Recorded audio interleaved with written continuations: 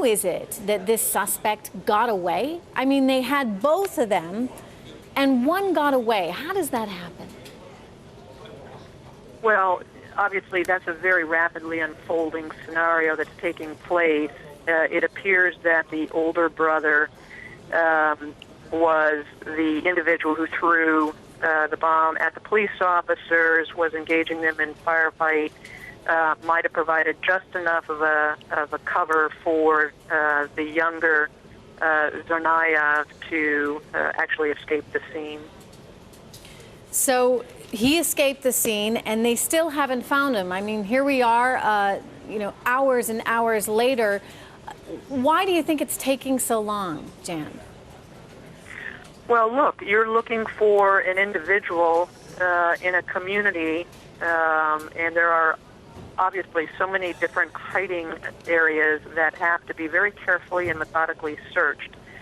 The last thing that you want to have happen is to do a rapid search, miss something, and most importantly, risk another police officer being injured or killed in a circumstance like that. Do you think he's still there in the Boston area? I mean, they've gone through a lot to try and lock down the area and to prevent his ability to be able to travel outside the Boston area, given that public transportation has been limited, Amtrak has been limited, buses have been limited, etc.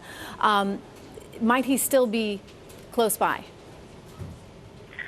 Well, clearly the authorities are on top of all of the unfolding information. They're following every investigative lead, and clearly the methodical nature in which they're going about this particular search is indicative that they suspect that he may still be in that community.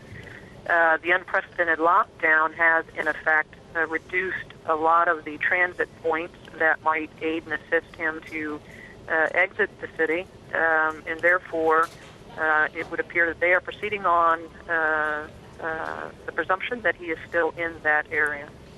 Jan, again, former assistant director at the FBI. Can you walk us through what the FBI, what the state police, what the local police are doing when they say they're going house by house? I mean, is it a case of officers actually looking up into trees, opening garbage cans, around doors, into freestanding garages, et cetera? Is that what is actually happening, and is it that detailed right now? Well, yes, a door-to-door search means exactly that. They are checking all logical locations where an individual could secrete themselves. Large or small, they really are not leaving any stone unturned in making sure that they don't miss a potential hiding location. And based upon your experience at the FBI, how long can a single individual last unassisted, without water, without food, without a cell phone, without shelter, et cetera? How long can a single individual last in an urban environment or a suburban one like this? Well, again, this is a pretty unique manhunt that is underway in Boston. There are so many unknown qualities to this search in terms of his presence in that community.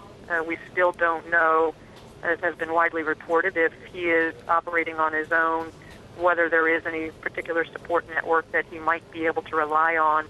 And I would imagine that what the authorities are trying to do is to close off all of those avenues so that ultimately he'll either be located or, certainly as his extended family is calling for, that he turns himself in to law enforcement.